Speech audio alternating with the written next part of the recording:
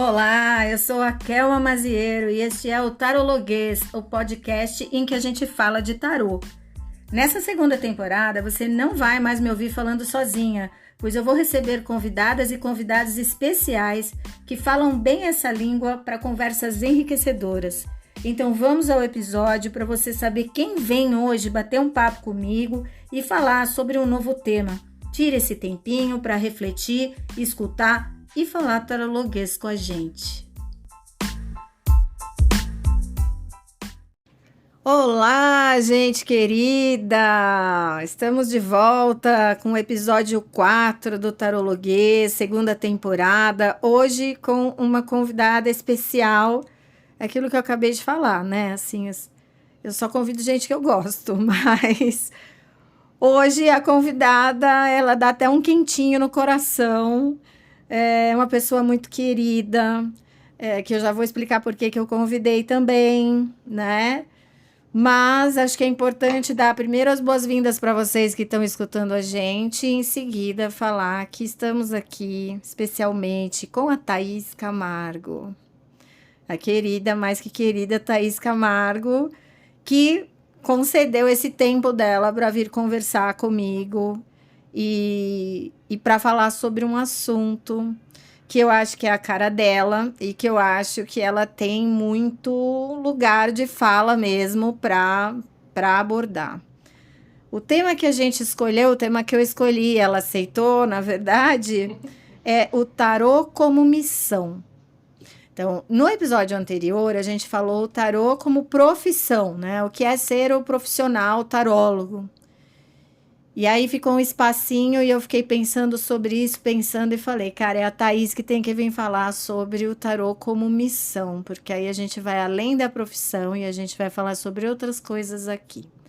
Vou falar para vocês, se você ainda não conhece, já deveria conhecer a Thaís, mas se não conhece, vou falar aqui para vocês. Thaís Camargo é sacerdotisa de Umbanda, cartomante, professora de tarô e de outros oráculos. Criadora do perfil do Instagram, @ThaísDeiemanjá, tudo junto, Thaís com H e Y, fica bem chique, Thaís de Iemanjá, no qual compartilha conteúdos voltados à prática oracular e também sobre Umbanda e espiritualidade, alinhados aos valores ancestrais e sociais. Também é cofundadora do podcast Dama de Copas. Se você não sabe, também vale a pena saber, você que está ouvindo, fomos parceiras no Dama de Copas durante um bom tempo, né? Dama de Copas, idealização e realização total da Thaís. Foi um tempo que a gente compartilhou muita coisa, que a gente conversou muita coisa. E também por isso, hoje, é esse dia especial da gente meio que tá revivendo, de certa forma, a gente tá de novo juntas para falar. E, gente, já vou avisando, hoje eu tô aqui num esquema novo, diferente, que é uma plataforma diferente de gravação. Espero que flua tudo bem, da melhor maneira possível, porque como as minhas convidadas até aqui, nenhuma delas mora em São Paulo. A gente tem que fazer gravação remota, estamos em busca de um esquema bacana que fique confortável para todos, que a gente possa conversar com essas pessoas que precisam, que tem muita coisa para falar e precisam ser ouvidas, né? E que ainda assim a gente consiga manter uma certa qualidade. Então, vamos ver hoje como é que vai fluir. Espero que tudo bem. Acho que com a Thaís aqui, sem sombra de dúvida, vai ser muito bacana. Seja bem-vinda, Thaís! Muito bem-vinda! Olá, Kel, obrigada. Olá para todo mundo que está ouvindo a gente. Eu quero agradecer de coração o convite da Kel. É sempre um prazer, né? É sempre um prazer enorme estar conversando com você, Kelma, compartilhando espaço, debatendo sobre tarô, porque acho que eu tava conversando essa semana, inclusive, sobre as relações que a gente criou no Dama de Copas, né? Sim. Eu acho que a gente conseguiu criar vínculos e amizade, mas também um espaço que a gente consegue conversar sobre tarô de uma forma madura, né, de conviver nas discordâncias, mesmo que elas existam, né, porque ninguém vai pensar tarô da mesma forma que o outro, e eu acho isso agrega muito, não só nos debates, né, e no debate que a gente vai ter aqui hoje, na conversa que a gente vai ter aqui hoje, mas também no nosso meio como um todo, né? A gente precisa de mais espaços assim, né? Que a gente consiga avançar os debates sem que aquilo vire uma disputa, né? Sim, sim, sim. E é isso mesmo, assim, convidei a Thaís porque já fomos parceiras de podcast, porque é uma pessoa que está aí no rolê faz algum tempo, que eu sei. A gente já teve oportunidade de fazer eventos juntas, de dar aulas juntas, já tivemos propostas juntas. Enfim, a Thaís é uma figura que eu não só confio muito, respeito muito como profissional, mas que eu acredito que tenha muita coisa bacana para falar para gente e a gente tem que ouvir. Por isso ela está Ai, aqui é hoje. recíproco, viu? Eu falo, né? Sou tiete da Kel, porque ela fez parte também da minha formação como taróloga, né? Eu admiro a Kel muito, mas muito mesmo, me espelho muito nela, é uma inspiração para mim. É muito Ah, bom poder estar imagina. aqui hoje. É muito bom ter você aqui.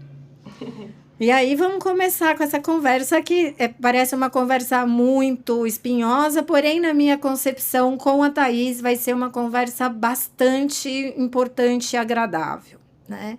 E eu quero começar perguntando para você o seguinte, Thaís. Você acha que tarô é uma missão de vida?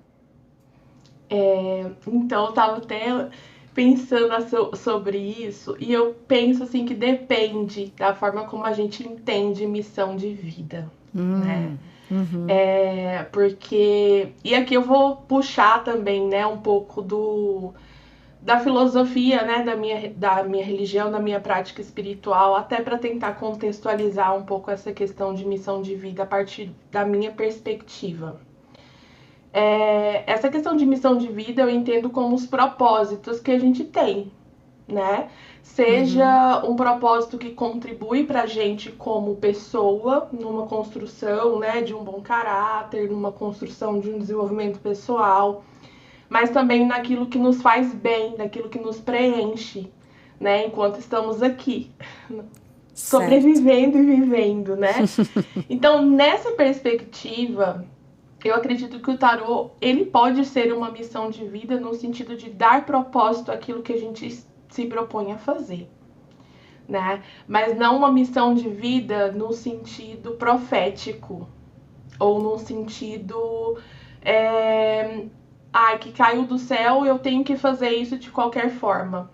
Então, para mim, depende. Mesmo que eu falei desse depende, né? Eu acredito que, às vezes, a gente acaba romantizando um pouco essa ideia de vida e a gente tenta lidar com aquilo de uma forma muito iluminada, cheio de glitterzinhos cor-de-rosa, né? E Sim, isso, às vezes, romantizada, né? isso às vezes às vezes a gente cai num lugar que a gente isenta de responsabilidades ou de compromissos, porque isso é uma missão de vida. Eu tenho que fazer isso de qualquer forma, né? E eu acho que quando a gente entende que pode ser um propósito na sua vida, aí sim que a gente precisa assumir ainda mais responsabilidade e comprometimento com aquilo. Né? E aqui falando já desse olhar espiritual, que muitas pessoas atribuem missão de vida à espiritualidade, falando de religião, né? Principalmente de matriz afro, a gente entende esse conceito, né? De propósito de vida ou de propósito de destino. E que algumas pessoas elas podem ter um propósito oracular, né? O que algumas religiões falam de mão de jogo. Né? Mão de jogo ou mão de oráculos. Isso quer dizer o quê? Que aquela pessoa está no caminho daquela pessoa trabalhar com isso de alguma forma, mas isso não necessariamente é uma imposição, né? Como se aquilo dali vai alimentar a vida dela, o bem-estar, a felicidade de alguma forma. E mesmo assim, entendendo dentro desse contexto religioso, né? Mesmo que você adentre uma religião e fale, você tem uma missão oracular, você tem mão de jogo, isso não isenta, né, da necessidade de preparo para aquilo, né? A gente precisa se preparar, a gente precisa estudar, a gente precisa assumir certas responsabilidades e compromissos para que aquilo cumpra com esse jogo cumpra com esse propósito de agregar na minha vida, ou me trazer esse bem-estar que eu vou sentir cumprindo com esse propósito, né? Uhum. Mas assim, não tem essa ideia de é mão de jogo, é uma missão de vida, e você nasceu para fazer isso, é só pegar e sair lendo, né? Não, isso não existe nem dentro das religiões, né? Eu falo que até essa questão, nenhum jogo oracular que vem da religião de matriz afro é um jogo intuitivo. Né? A gente também tem um estudo por trás, né? Tem todo esse preparo. Sim, sim. E é interessante isso, porque conforme eu estava fazendo, né, a gente estava brifando, e eu pensei isso, eu falei, cara, se a gente entende, é isso que você falou mesmo, se a gente entende como missão uma coisa pronta, né, acho que não, talvez não. Aí pensando mais em mim mesmo, na minha prática, eu fazendo o briefing e pensando, né, como é que é para mim isso, E eu pensei e falei, não, para mim não seria uma missão nesse sentido. Porém, se for entender o tarô na minha vida, por exemplo, como algo que apareceu, que eu senti que eu tinha que fazer e fui atrás mesmo, apesar da loucura insana que é o começo de carreira, né? Sim. No oráculo, e a vida instável, e os altos e baixos. Enfim. Sim, nesse sentido, não deixa de ser uma missão, não deixa de ser uma coisa que não, eu acho que não é qualquer pessoa que vai abraçar, Sim. né? Porque é um tipo de, entre aspas, missão, como você colocou, é um propósito que para justificar a lenha que a gente tem que encarar, né? Para justificar a dor de cabeça, para justificar tudo que a gente passa, lida com preconceito, lida com descrença, lida com. Aí depois, uma vez dentro do ambiente, lida com uma concorrência bastante desleal, lida com, né, um olhar do público que é sempre um olhar meio que naquele limiar entre a gente ser uma pessoa normal ou um canastrão. Sim. Né? Se a Lida com gente não entender. desrespeito, muitas vezes, do próprio consulente, né? Com uma Sim, falta de reconhecimento. sim, Parece que a gente tem que lidar com várias coisas que vêm de vários lugares diferentes, né? A todo exatamente. momento. E, Exatamente. e é bem complicado mesmo, né? Mesmo a gente tendo aqui a maioria, eu acredito, pelo menos na minha bolha, né? A gente tem esse entendimento que o tarô, ele é um trabalho como qualquer outro, né? Ele não é reconhecido e respeitado como os outros trabalhos, né? Não é. E não tem como a gente colocar nessa mesma régua, porque Não. realmente as dificuldades que a gente enfrenta são diferentes, né? E às vezes até mais difíceis de lidar, ou quebrar, ou mudar essas ideias, esse, esse modo de se pensar a cartomancia, né? Porque é algo que é cultural, muitas vezes, né? Principalmente Sim. no Brasil, essa questão é muito complicado, é muito complexo mesmo. É. E eu diria assim que não é todo mundo que consegue realmente lidar com isso e fazer com que isso consiga levar isso de uma maneira saudável, né? Sim. Sim. É bem complicado, bem complexo, né? Fora as outras questões também, né? Da falta de estabilidade, né? Da dificuldade de se colocar no mercado de trabalho. Sim. E aí entra outras questões que também são questões sociais, né? Mas que também estão ligadas à questão monetária, né? Que é bem complicado. Exatamente. Exatamente. Porque acaba parecendo que é baratinho ser tarólogo num primeiro momento, né? Mas, na verdade, é bem salgado quando a gente vê os livros, o valor dos livros, os cursos, as atualizações constantes, eventos. É um investimento considerável, que também as pessoas absolutamente ignoram, né? Sim, e às vezes eu sinto também que esse conceito de o tarô é uma missão de vida, um oráculo, qualquer oráculo seja uma missão de vida para mim, muitas vezes também vem atribuído essa carga imaginária de que se é uma missão de vida, as coisas vão acontecer de uma forma fácil, né? É Sim, aquele entendimento de que é uma missão de vida ligada ao divino, à minha espiritualidade, então tudo vai cair no meu colo, as coisas vão acontecer, tudo vai ser sim, lindo e perfeito. sim, E aí quando se depara com a primeira dificuldade, né? Às vezes não consegue lidar com aquilo, ou não entende por que aquilo acontece. Então, por isso que eu evito falar muito dessas questões. Eu falo muito sobre dom, né? Eu abordo bastante sobre isso dentro do meu perfil. E as pessoas, por mais que eu fale sobre essa questão, vira e mexe aparece pessoas no meu perfil ainda falando, é dom sim, é missão de vida sim. E assim, eu respeito, né, a visão de que cada um tem para si do oráculo, mas eu também vejo essa necessidade, que às vezes até uma necessidade de afirmar que é dom ou missão de vida, para atribuir também, né, esse peso espiritual dentro dessa prática que aquela pessoa possa ter, que tenha uma ligação ali, tudo bem, mas isso a gente precisa entender que não é regra, né? Não é uma regra. É a forma como você enxerga aquilo, mas que não necessariamente vai ser isso para todo mundo, né? Igual eu falei, até dentro das religiões existe essa questão, né, de você ter uma aptidão, você ter um caminho que seja oracular, mas isso não é atribuído a todas as pessoas que jogam. E quem não tem essa atribuição, né, no seu destino, também não é proibido de jogar. Né? Deixar isso bem claro. Não existe essa proibição, né? Essa questão de um propósito religioso para se fazer aquilo está muito mais atrelado à forma com que aquilo vai se desenvolver para você e na sua vida. Como aquilo vai agregar, como aquilo vai te preencher. É muito mais uma coisa de pessoal mesmo, uma coisa muito mais ligada ao seu caminho individual, né, espiritual e aqui também na Terra.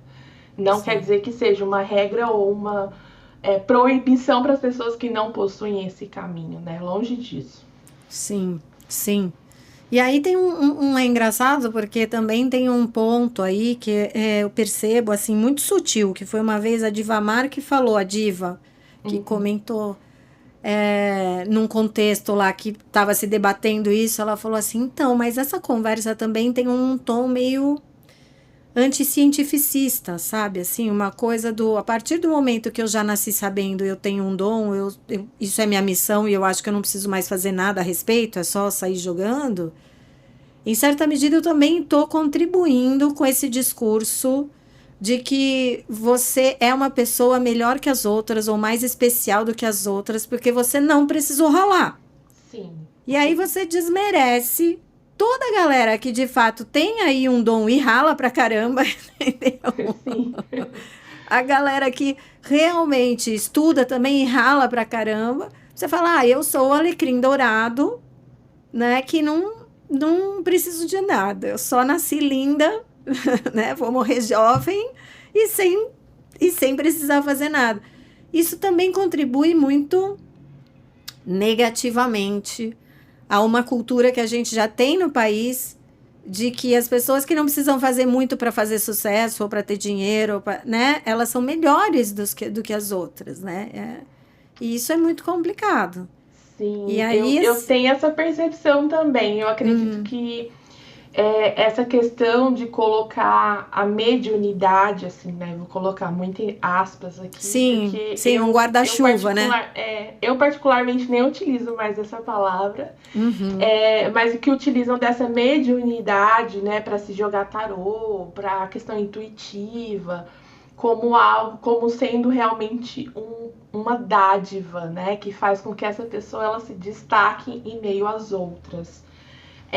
E aí eu acho interessante observar esses movimentos, porque tem momentos que algumas pessoas colocam, né, o estudo do tarô como técnica ou um estudo histórico do tarô como um ambiente elitista, né?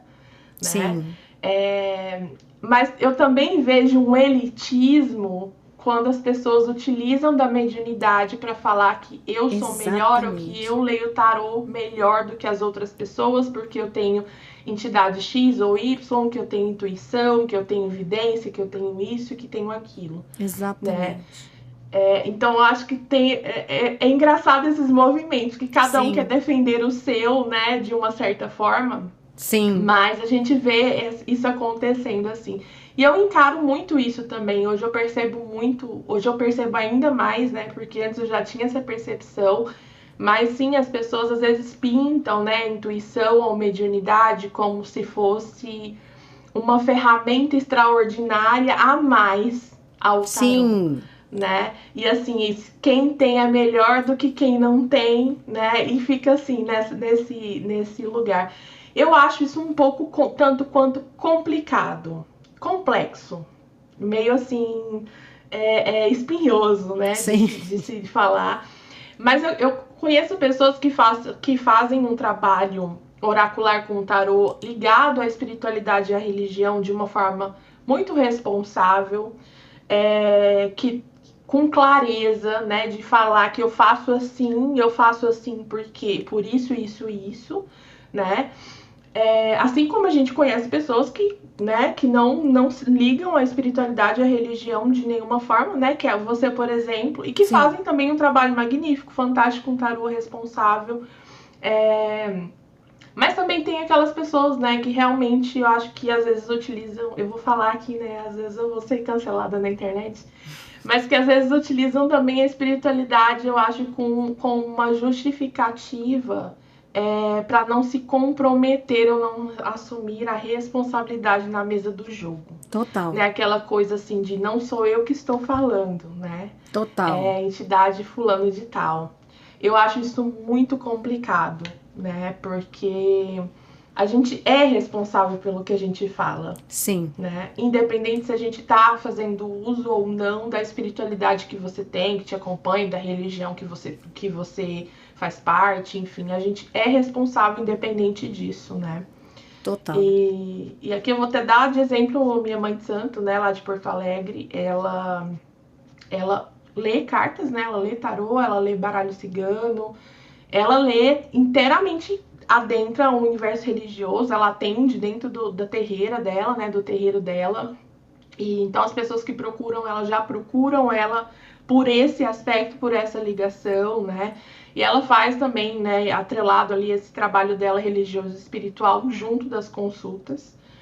Mas ela também tem esse processo de ter que aprender tarô. Ela aprendeu de alguma forma, né? Não foi só assim a entidade, a cigana, a fulana, né, que foi lá e ensinou para ela. Ela Entendi. aprendeu aquilo de alguma forma, de uma forma teórica, né?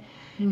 Para conseguir colocar aquilo em prática e a partir do que ela aprendeu de forma teórica, ela ia ali vendo como que aquilo se relaciona com a prática religiosa que ela possui, né? Então eu acho que todos os caminhos são válidos desde que a gente tenha essa responsabilidade, sabe? Porque eu acho que sem Sim. responsabilidade a gente não faz nada. Não consegue ter um trabalho que Nada. seja bom de fato, né? Sim. Sim, é verdade. E como você separaria a prática oracular das crenças pessoais ou que seja das crenças coletivas? Como você consegue fazer essa separação? Entendeu?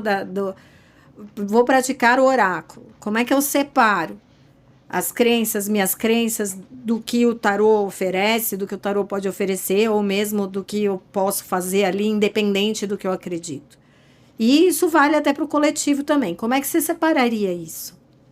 Esse é um pensamento que eu construo ele desde quando eu comecei a estudar tarô, porque desde quando eu comecei a estudar eu já estava dentro, né, da Umbanda, da religião da qual ainda faço parte. Ah, você já estava. Quando você começou? Já Ah, eu não eu sabia, Thaís. eu adentrei para Umbanda em 2006 Tá.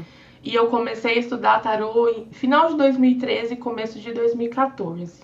Então eu já estava ali, né? Já tinha Nossa, um já estava no tempinho. rolê fazia um tempo, inclusive. Sim, já tinha um tempinho. E como é que foi E, isso? então, igual eu falei, né? Desde o comecinho eu tive esse pensamento de que o tarô não tem nada com Umbanda, né? Não Uhum. tem nada com a minha religião, no sentido de não é uma ferramenta que vem da religião, né? Tá. Então, eu tive esse pensamento desde quando eu iniciei.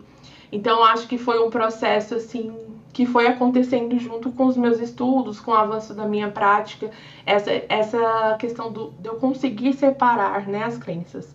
Eu não separo as crenças, minhas crenças pessoais, espirituais, religiosas, de quem eu sou, né? Porque eu sou sacerdotisa de Umbanda. Claro, então faz parte de você. Faz parte de mim, do meu dia a dia, do meu Sim, cotidiano. claro. Mas eu entendo que a partir do momento que eu me disponho a jogar para outra pessoa, eu preciso deixar as minhas crenças um pouco de lado. Porque, e assim, e entendendo que eu atendo diversas pessoas. Tem tanto pessoas que são da mesma religião que aí eu vou ter um pouco mais de liberdade para falar com essa pessoa, porque a gente comunga ali das mesmas crenças, né? Então faz sentido eu utilizar disso no meu repertório, mas não faz sentido, por exemplo, eu atender uma pessoa que é católica, ou que é evangélica, ou que não tem religião nenhuma, e eu utilizar das minhas crenças pessoais naquele atendimento. Então, acho que a questão de eu conseguir separar isso dentro da prática é justamente entender que essa crença é minha, não do tarô ou não da pessoa do qual eu estou conversando. Eu tenho, sim, algumas práticas dentro da minha prática pessoal com o oráculo que fazem parte das minhas crenças religiosas, né? Mas que não é algo que eu abordo em aulas, minhas aulas, não é algo que eu abordo nas consultas, porque eu entendo que isso é meu, sabe? Essa coisa. Eu não sei Total. se. Eu acho que, pra mim, foi algo muito natural, pra ser sincera. Mas eu entendo que nem pra todo mundo é fácil assim, né? A gente conseguir separar, a gente conseguir entender o que de fato é meu, o que de fato é do oráculo, o que de fato é uma crença coletiva, uma percepção coletiva. Eu acho que às vezes a gente se perde mesmo nessa questão, mas eu acredito que ajuda muito a gente entender e começar a separar essas coisas quando a gente estuda. A gente para de se preocupar um pouco com o arcano e se volta a estudar a ferramenta. O que é de fato tarô, sabe? De onde o tarô veio, como que o tarô surgiu. Porque a gente começa a tirar esses véus que às vezes vão sendo colocados em cima do tarô e que não necessariamente fazem parte dele mesmo, propriamente dito, né? E aí vem esses conceitos coletivos, né? Que até que você também perguntou, que vem também muito das superstições que são colocadas ali em cima, dos mitos que vão sendo jogados em cima do tarô, né? Dessa visão muito estereotipada, né? Não só do tarô, mas da cartomancia em si. Sim. E eu acho que esse meio da gente entender e separar o que de fato é meu, o que de fato é desse coletivo, o que de fato faz sentido ou não faz sentido, é entender de fato o que eu estou usando, né? O que é essa ferramenta. Porque para mim é o único caminho possível que eu consigo pensar, porque eu acho que quanto mais a gente conhece a ferramenta mesmo em si, mas a gente tem clareza realmente do que ela é, do que ela faz, do que ela é capaz, né? Ou do que não cabe ao oráculo nesse momento, na nossa prática. E eu acho que isso é bem importante, sabe? Às vezes a gente pula mesmo essa etapa quando a gente inicia os estudos, né? Eu também fui iniciante, eu também passei por esses processos da gente ficar ansiosos, da gente querer começar a jogar, entender o que o mago fala, do que Papisa fala. Mas quando eu iniciei meus estudos, eu senti falta disso. E eu até falei disso no Dama de Copas, né? Que teve um momento que eu parei e falei assim, não, vamos parar e vamos começar lá do zero. Porque chegou num momento que eu senti falta disso, né? Eu não sabia muito bem dar nome às coisas, do tarô em si, da ferramenta em si. Eu falei, não, vamos parar aqui, respirar e dar uns 10 passinhos para trás. E isso faz muita diferença, eu acho que tanto no nosso entendimento sobre o tarô, mas até também no sentido de ajudar a gente a encontrar qual o nosso rolê aqui. Sabe? O nosso propósito qual o propósito da minha prática, qual formato eu quero dar para minha abordagem. Porque quando a gente tira todos esses véus e sobra puramente o tarô, a gente vê que a gente tem vários caminhos, várias possibilidades, né? O que é possível, mas a gente também entende as limitações, eu acredito. E eu acho que isso ajuda muito nesse ponto, de se pensar desse ponto. Total. E é muito, assim, quando a gente estuda, ao longo aí dos anos, né, estudando, lendo alguns autores, é louco ouvir você falar porque eu li alguns autores que falam justamente isso, que a prática espiritual, religiosa, enfim, crenças pessoais, como preferir chamar, elas são da ordem íntima, da ordem do íntimo da pessoa, né? Eu acho que a partir do momento que você se relaciona de fato intimamente com aquilo que você acredita, talvez você tenha menos dificuldade de separar o que você acredita daquilo que você faz, né?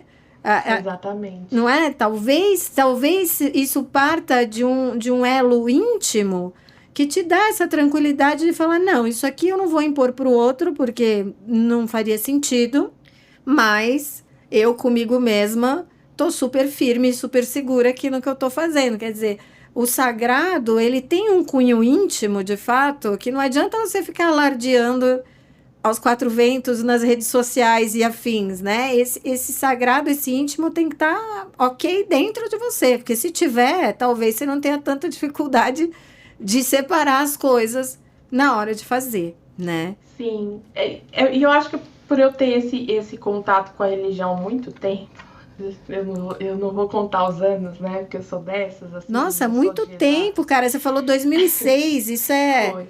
é quase 20 quase 20 anos. anos, E eu acho que essa questão de impor regra, e eu falo muito a partir da experiência religiosa, né? Porque as religiões de matriz afro sofrem muito com a questão de intolerância, de racismo religioso, né? E não dá, né? Eu penso muito nessa questão, né, de impor minha crença pessoal a outro, até dentro de uma consulta de tarô, parece que eu sou uma pessoa que estou impondo uma religião também, né? Uma crença. Porque aquilo vai ser algo que eu acredito, mas não necessariamente algo que faz sentido realmente, algo que a outra pessoa acredita, né? Então não tem como eu impor aquilo. Sim. Eu falo muito isso até nas minhas aulas de tarô, às vezes as pessoas me perguntam sobre consagração, sobre essas ritualísticas, né? E eu deixo bem claro, né, que isso é algo pessoal, não tem como eu passar para você uma consagração da forma como eu faço e você copiar isso e fazer igual, porque isso não faz parte da sua vivência espiritual, né? Sim. E até se a gente for pensar nessas ritualísticas, é algo que precisa vir do íntimo também, né? Sim. Da forma como você se relaciona com aquilo que é sagrado. Sim. Porque consagração é o ato de tornar algo sagrado. E você vai fazer uma coisa mecânica que não tem sentido, que não gera vínculo. Então não faz nenhum sentido, né?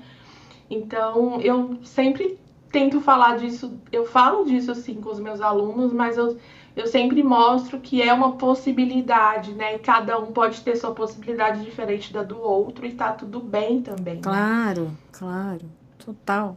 Aí fica a questão, né? Faz quase 20 anos que você já tá com envolvimento religioso. Como que o tarô surgiu nessa história na sua vida? E como ele se tornou o que ele se tornou hoje? Você queria isso? Você sabia que ia ser assim? Ou, tipo, não, a coisa aconteceu por um outro caminho? Como é que foi isso? É uma história muito louca. Mas, assim, eu falo louca no sentido de que não existiu nada extraordinário como as pessoas às vezes esperam, né? Uhum. Às vezes eu conto a história para as pessoas, eu até sinto assim um olhar meio de decepção. Isso é clássico, meu bem. Tipo, é só isso, né? Sim, não aconteceu nada, você não teve uma revelação, não abriu as águas, enfim, né? E não, gente. Lamento. Lamento, mas não. Então, né, eu já fazia parte da Umbanda, né, como eu falei, foi em 2006. Uhum. E pra mim, o tarô, ele surgiu meio que assim, do nada. Eu não tinha... eu nem conhecia o tarô até então. Né, eu falei que eu tive primeiro contato com o tarô no final de 2013, comecinho de 2014, que eu não lembro muito bem, assim, a data exata.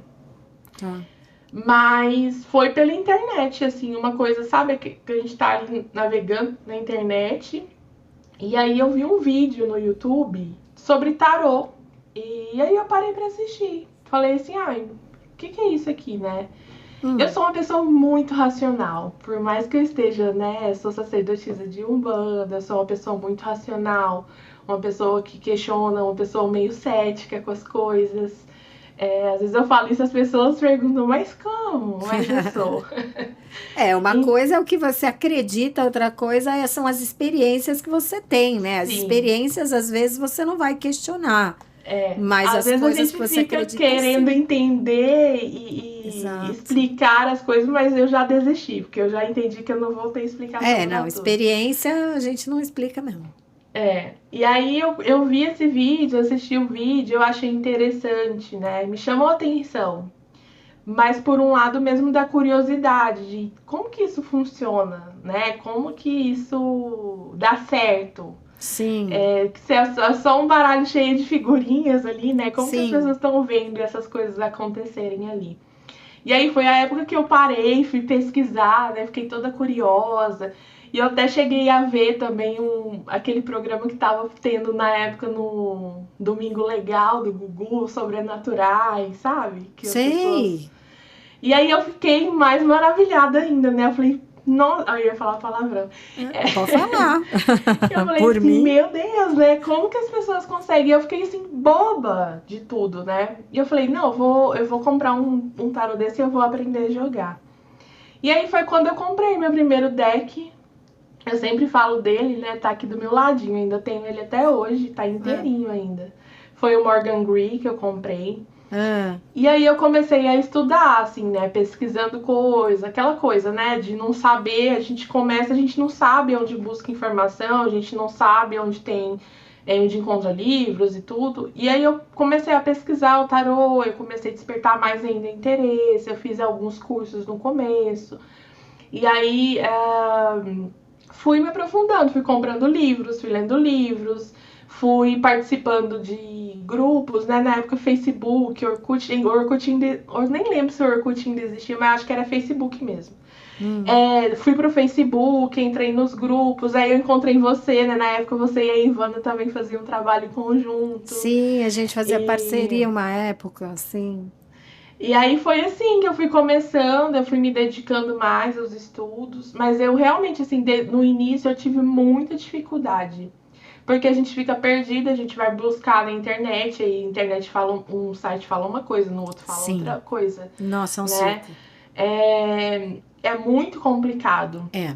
E eu não conhecia ninguém que jogava tarô até então.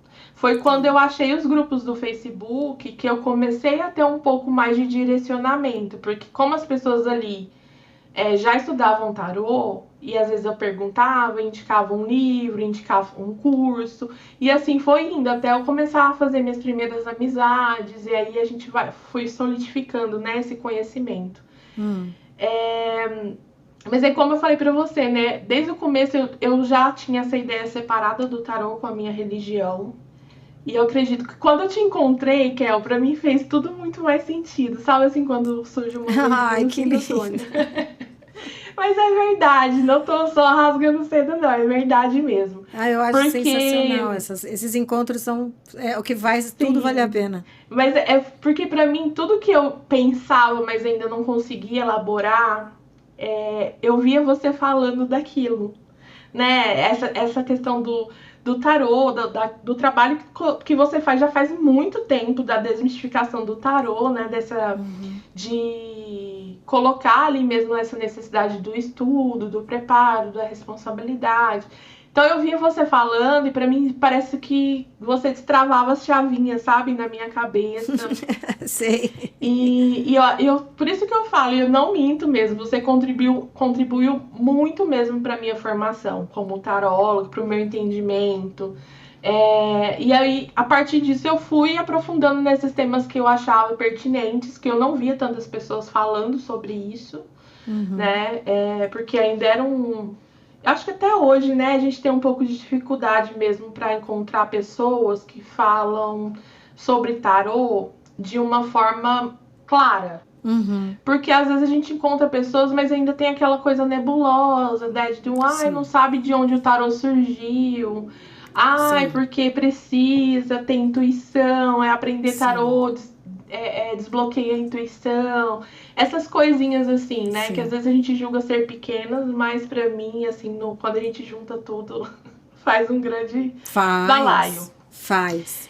E foi assim, eu fui construindo, e aí, claro que da minha prática também, né, do meu próprio entendimento, a partir das coisas que eu vim estudando, isso a gente vai ganhando repertório e dá pra gente mais liberdade para se pensar o tarô a partir de você mesmo, né? Exatamente. E é isso que eu tento trazer hoje para o meu trabalho, né, como professora. Eu falo muito com os meus alunos acerca disso. Eu sempre falo, olha, vocês estão aprendendo aqui comigo, mas façam um curso com outras pessoas. Eu até hoje faço curso, né? Direto apareço aí nos workshops da Kel também. Porque eu acho que isso é muito importante, né? Porque a gente sai um pouco da nossa própria bolha. Sim, eu também faço. Sempre que dá, eu tô estudando, tô fazendo curso também, porque e sempre a gente agrega, atualiza. gente. A gente sempre tem algo a aprender. Né? Então eu sempre tô tentando assim, sabe? Tô flutuando assim entre as pessoas que eu conheço, que eu confio no trabalho. E eu acho assim, tá, meu tarô hoje é um tarô também que eu falo muito de espiritualidade no meu perfil, às vezes eu falo por conta, né, do meu próprio local, né, da minha posição religiosa. Mas o meu tarô em si, né, o que eu ensino, a forma como eu atendo, não necessariamente ele vai estar sempre atrelado à minha religião, né? Certo. E é algo que eu defendo, né? Porque eu acho que isso também é respeitar o espaço do outro, né? De quem chega até mim. E eu poderia, né, fechar também, comunicar, agora eu só atendo dessa forma. Mas eu gosto de lidar com pessoas diferentes, né? Sim, de crenças diferentes. É riquíssima. Essa diversidade é maravilhosa. Isso agrega bastante também. Sim, Eu acho que foi muito. assim que eu fui construindo o que o tarô é para mim hoje, né? O que meu trabalho para mim se tornou. Tem muitas pessoas fizeram parte dessa construção, sou muito grata. Mas tem muito também parcela do que eu construí ali, né? Do meu próprio pensamento e da minha própria experiência. Claro. E é isso, né? Sigo aprendendo, sigo mudando de opinião. Sim, porque eu acho que isso sempre faz mudamos. parte. Claro. Sim. Eu acho que isso mostra que a gente ainda tá, né, aprendendo coisas. Tá vivo. Eu acho que isso faz. Exatamente. E é isso, acho que é isso. Perfeito. Só o meu é isso, né? Mas é muito legal, olha só, você estava falando e eu pensando, é muito mais comum a gente, sei lá, procurar perfis em rede social, por exemplo, e encontrar aquela pessoa que abraça um tarô religioso ou um tarô espiritualista e nega o lado técnico, o lado do estudo, e aí tudo aquilo que, né, que você já falou, que a gente já falou aqui, fica uma coisa meio sou melhor, ou uma coisa meio anti-estudo, que eu acho que no nosso país é problemático pra caramba fazer isso. É tipo, faça qualquer coisa no nosso país, só não estimule as pessoas a não estudarem, porque isso já já tá na nossa raiz. A gente já é um povo colonizado, sofrido pra burro, então a gente não precisa, né, ficar falando a quatro ventos, por favor, parem de estudar, enfim. Mas é muito mais fácil a gente encontrar pessoas que fazem o que você faz hoje sem ter passado pelo que você passou. Porque eu acho, o que eu acho muito importante, muito válido, muito relevante, é que você passou por tudo isso até chegar no ponto que você diz, não, eu sou Thaís de Iemanjá, né? Que era uma coisa que antes você não usava esse nome. Você separava muito bem as coisas, assim, a ponto de realmente a maioria das pessoas, a maioria não sei, mas muita gente não fazia nem ideia.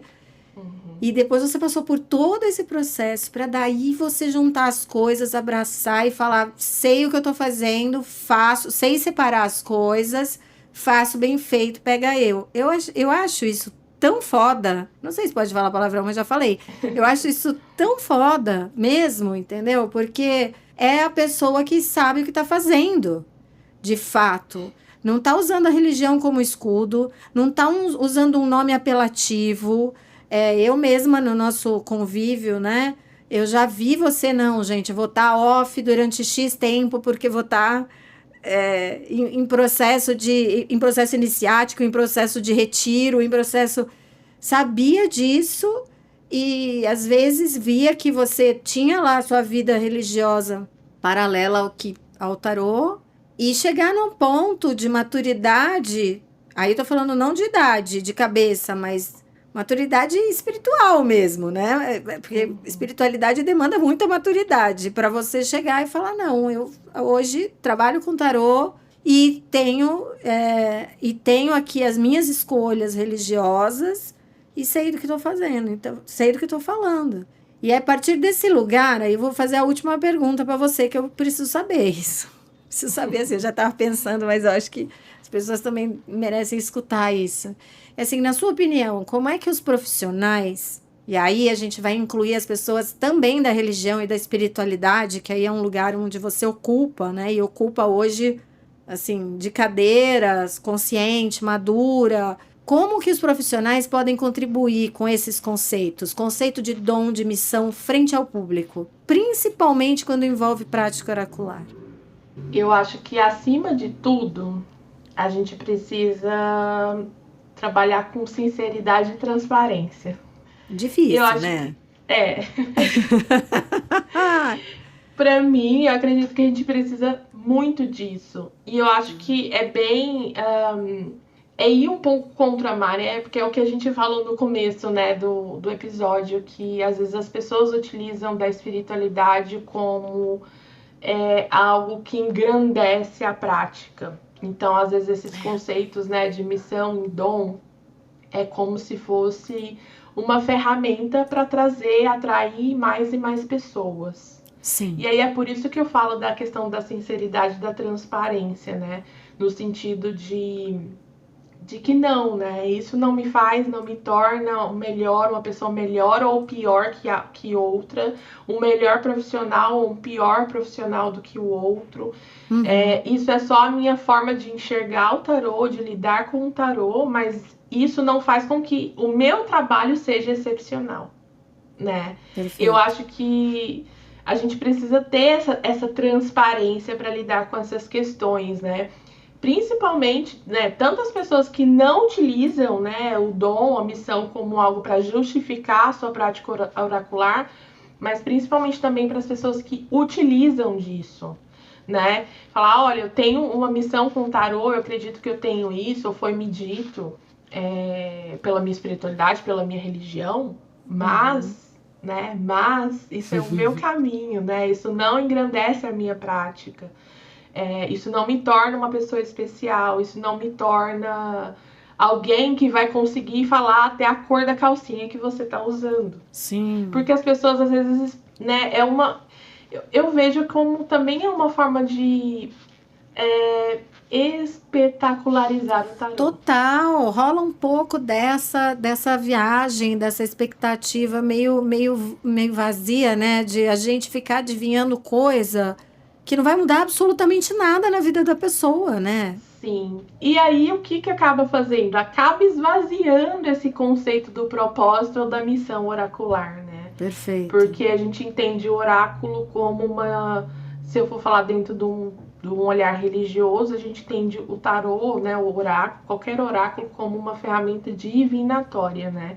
É algo Uhum. que a gente tem contato com a espiritualidade, né? Uhum. Para buscar orientação, para buscar é, aconselhamento, direcionamento, enfim, né? Eu acho que Uhum. essa espetacularização tira um pouco também desse propósito espiritual nesse momento, porque as pessoas vão te procurar para, né, para fazer, às vezes para buscar realmente um espetáculo, né? É Sim. quase de ficar esperando que a pessoa seja alguém que adivinhe tudo, que fale de tudo, que não erre nada, e não necessariamente buscar uma ferramenta que vai me trazer clareza sobre o meu momento de vida, que vai me Exato. auxiliar a passar por essa situação, que vai me trazer orientação, né, de como eu devo me comportar ao lidar com as minhas dificuldades. E eu acho que isso acaba minguando o potencial do tarô, não só no sentido mesmo social, né? De às vezes colocar essa visão muito fantasiosa, mas também no dá uma minguada até no potencial que o tarô pode entregar para as pessoas. Porque às Claro. vezes as pessoas se preocupam tanto em falar em dom e missão e esquecem de informar o que realmente o tarô pode fazer e contribuir com a vida ou a situação que aquela pessoa está vivenciando, né? Então, eu pontuei a questão da sinceridade e transparência, mas uma coisa que também é muito importante, né, que eu sempre falo sobre isso, acho que a gente já até comentou sobre isso juntos no Dama, que é a questão da informação, né? O nosso trabalho, ele também precisa ser informativo. Sempre. Acho que é parte, é uma parte que não dá pra gente arrancar do nosso trabalho. Para mim é algo também essencial, é a gente saber informar e comunicar as pessoas, né? Sim. Sobre também o nosso trabalho, mas também sobre a ferramenta da qual a gente utiliza. Porque eu acho que é por meio mesmo de informação que a gente vai ganhando espaço e tirando um pouco, né, o tarô, a cartomancia desse lugar marginalizado, né, que ele sempre foi colocado, né, que ele sempre foi posto. Sim, total. E para mim é isso, né? Igual eu falei, eu não acredito num tarô destituído de espiritualidade, porque se o tarô ele é um oráculo, ele tem sim uma relação espiritual, né? É algo, e a gente, nessa coisa da gente, eu falei que eu sempre procuro explicar as coisas de uma maneira racional ou óbvia, e o tarô é algo que me instiga, porque eu não consigo explicar como ele funciona, né? E eu acho que não vou conseguir até, né, até quando eu me for desse lugar. Mas ele tem, sim, uma carga espiritual no sentido de colocar a gente para refletir sobre nós mesmos, sobre a nossa vida, de trazer essa clareza, elucidação, orientação quando a gente necessita, né? Mas não necessariamente isso precisa ser colocado como algo mágico. No Sim, sentido são coisas de mágico, diferentes. de mágica mesmo, que eu falo, do mágico que tira o coelhinho da cartola. Coelho da cartola, exatamente. Né? E não necessariamente a gente precisa colocar ele nesse lugar, né? Pra ele ter espiritualidade ou ser uma ferramenta espiritual. Porque eu acho que assim a gente também banaliza até a questão da própria espiritualidade. Exatamente. Banaliza para todo lado. Exatamente. Eu penso dessa forma. Muito bem. Sendo assim, tarô, a rigor, não é missão. Mas acho que antes da gente questionar isso, a gente precisa entender o que é missão para quem pergunta, para a gente poder responder, né? Se essa missão configura algo que faz realmente sentido para quem pratica, né? Sim. Thaís, eu agradeço demais pela sua presença. É muito legal a gente conversar. A gente nossas conversas vão embora, né? Assim, tinha briefing, mas eu ainda fiz e falei, isso aqui a gente vai andar nisso aqui, mas, né? Enfim, acho que esse que é o barato da coisa. Eu agradeço demais você ter disponibilizado seu tempo de estar aqui com a gente, vir falar pra gente. Acho um assunto fundamental. Não só essa ideia do tarô como missão, mas trazer da sua experiência espiritual, da sua experiência religiosa, para falar para as pessoas a respeito disso, de um lugar de prática, de um lugar estruturado, de conhecimento, né? E, cara, eu espero que venham outras vezes para a gente conversar, obviamente. Ai, pode me chamar que eu venho sim, adoro. Vou pedir para você deixar os seus contatos aqui, aí você se despede, fica à vontade aí para fazer suas despedidas, deixar seus contatos para quem não te conhece, como eu falei, acho difícil, mas enfim, quem não te conhece e te conhecer, né? E quero deixar muito claro que, assim, é um prazer, é uma honra, não só ter você aqui, mas ter participado da sua trajetória e estar nessa história, nessa jornada com pessoas como você ao lado. Isso é realmente um grande prazer. Ai, prazer meu também, né? Agradeço por ter te encontrado. Eu tava perdida e ainda no rolê. Muito obrigada pelo convite. É igual eu falei no começo, né? Pra mim é um prazer enorme. Sempre que você me chamar, eu vou estar aqui. Porque eu gosto de você, gosto de conversar com você. Igual eu falei, te admiro, você é uma inspiração. Então, pra mim, é um prazerzaço estar aqui sempre. E para quem está acompanhando a gente, que quiser saber um pouco mais sobre o meu trabalho, me acompanhar também, O meu Instagram é @Thaís de Iemanjá, tudo junto, THAYS, tá? Com Thaís com HY. Tem o meu site, que eu tenho um blog, que é thaiscamargo.com.br. Aí lá no menu tem o meu blog, tem alguns textos lá, tá um pouquinho desatualizado, mas a gente vai alimentando conforme dá. Exatamente. Desatualizado é na nossa cabeça, porque às vezes tem informações riquíssimas que vão valer por um século, mas, né? Vai Sim. dizer. E é isso, assim, onde eu tô mais presente é no Instagram mesmo, né? Às vezes eu apareço mais nos stories do que no feed, mas sempre tô por lá. Tem informações dos meus cursos, tem informações dos meus atendimentos no meu Instagram, tem os meus contatos também lá no link da bio, né? Para quem quiser mandar mensagem, marcar algum atendimento ou uma consulta. E eu também fico à disposição, né? Eu sempre fico aberta, eu adoro conversar e debater sobre tarô. Quem me acompanha lá no Instagram sabe, né? Tem as pessoas sempre me mandam mensagem, a gente conversa, a gente troca. E eu gosto disso, eu gosto de trocar, eu gosto de falar sobre tarô, eu gosto de falar sobre religião. Então, fico à disposição também, quem quiser trocar figurinhas, tá lá. Só me mandar mensagem no direct do Instagram, que eu sempre respondo todo mundo. E mais uma vez, obrigada a todo mundo que ouviu também, né? Que tá aqui com a gente até o finalzinho. Espero que vocês tenham gostado. E é isso, muito obrigada, Kel, também, pelo convite, pela oportunidade. Eu que agradeço. E minha gente, é isso. Ficamos por aqui. Até o próximo episódio, que esse aqui já deu assunto suficiente para vocês pensar. Nem sei quando eu volto, hein? Fiquem aí com a cabeça fritando, que a gente fica do lado de cá também trabalhando para fritar a cabeça de todo mundo por muito tempo ainda. Um abraço para todo mundo. Até a próxima. Tchau, tchau. Beijos! Esse episódio contou com a assessoria e o suporte de Pedro Lima, do estúdio Weekend do Áudio Post. Siga nas redes @Weekend do Áudio.